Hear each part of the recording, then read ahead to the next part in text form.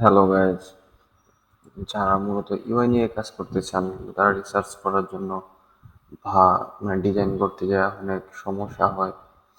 আপনি সেক্ষেত্রে কিছু ওয়েবসাইটে অনেক ভালো ভালো ডিজাইনারদের কিছু করা কাজ দেখতে পারেন।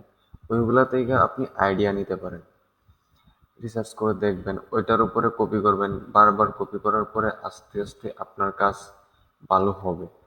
যত বেশি আপনি প্র্যাকটিস করবেন তত বেশি ইমপ্রুভমেন্ট হবে। তো দেখেন, এখানে ইউআই ল্যাবস নামে একটা ওয়েবসাইট আছে। এখানে অনেক ধরনের ইউআই পাবেন আপনি।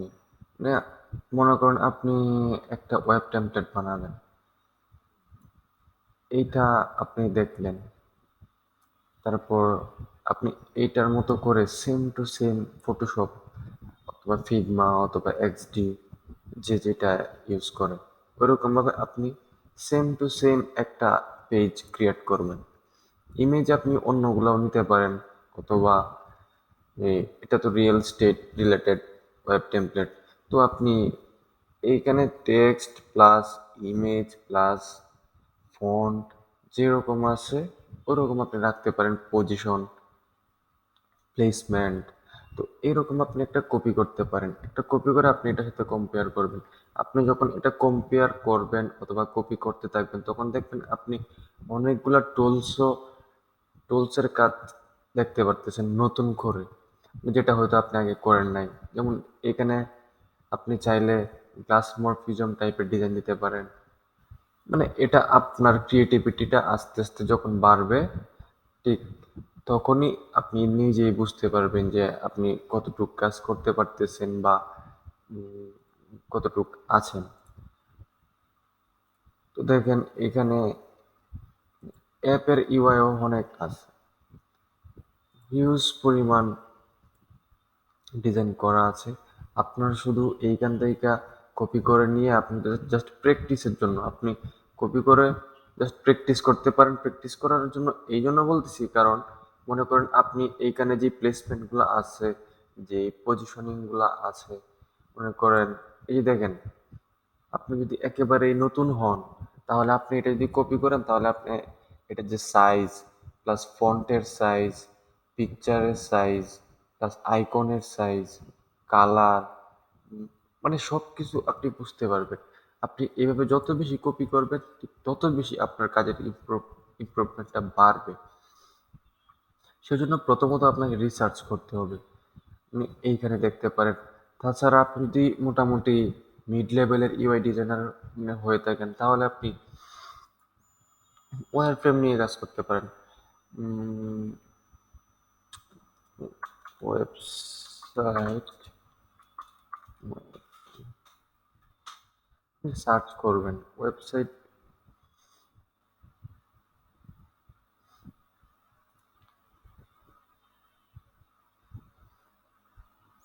দেখেন অনেক, এটা ড্রিবলের, এইটা দেখতে পারেন, হিউজ পরিমাণ ওয়্যার ফ্রেম। আপনি এই ওয়্যার ফ্রেমগুলো নিয়ে কাজ করতে যেইখানে পজিশন করা আছে আপনি ওই নিয়ে শুধু আপনার ডিজাইন প্লাস ইমেজ প্লাস এই যে যেইখানে ইমেজের জন্য প্লেসমেন্ট করা আছে আপনি সেইখানে ইমেজ ইউজ করবেন।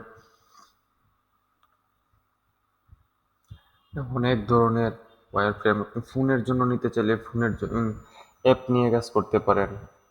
বা স্কেচ আছে, template, home page, simple. First time সিম্পলগুলো নিয়ে আপনি কাজ করতে পারেন, যেটা মূলত আপনার ক্রিয়েটিভিটিটা আস্তে আস্তে করে আপগ্রেড হবে।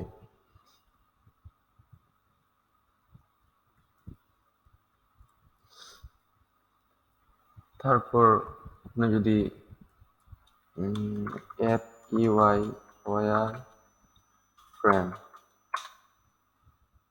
দেখেন, আপনি মনে করেন এইখান থেকে 4টা পেজের একটা ওয়্যার ফ্রেম নেবেন। দেখেন, এই 4টা পেজের ওয়্যার ফ্রেম নিয়ে যদি আপনি কাজ করেন, এইখানে মনে করেন আপনি ছোট করে প্রোডাক্টের ইমেজ দিতে পারেন, এখানে প্রোডাক্টের মানে নেম দিতে পারেন, নিচে প্রাইসটা দিতে পারেন বা আপনার যেরকম, ঠিক আছে।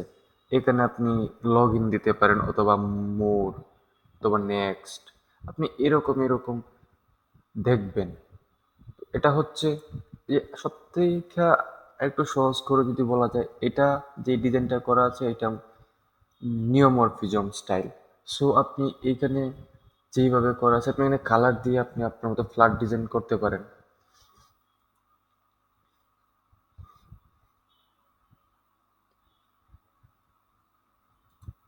এই যে দেখেন এইখানে টোটাল 12টা পেজ। তো আপনি এই পেজটা সব থেকে সহজ হবে মনে হয় এই পেজটা নিয়ে যদি কাজ করেন। মনে করেন এখানে সব কিছুই করা আছে, আপনার জাস্ট শুধু এইটার উপরে আপনি শুধু করে যাবেন, কাজ করে যাবেন, তাহলে দেখবেন যে আপনার হাতের আইডিয়া প্লাস আপনার যে প্লেসমেন্ট প্লাস ফন্টের যে সাইজ বা কালার, মানে গ্রে কালার, আপনি অনেকগুলা রিসার্চ করে দেখবেন, তারপরে এটা নিয়ে আপনি কাজ করতে পারেন। এইভাবে আস্তে আস্তে করে আপনার কাজের ইমপ্রুভমেন্ট হয়েই যাবে ইনশাল্লাহ।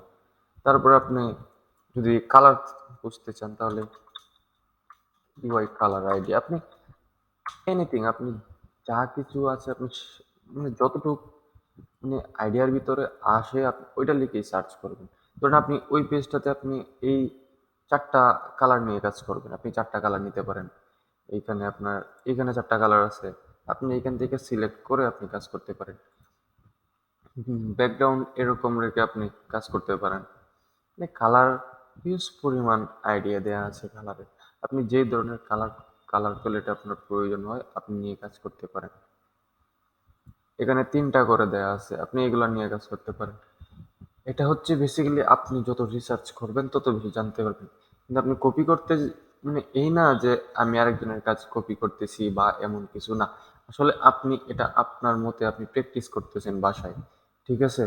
সো এটা নিয়ে এত প্যানিক নেওয়ার কিছু নাই যে আমি আরেকজনের কাজ কপি করতেছি, আমার তো আইডি ইমপ্রুভমেন্ট হচ্ছে না।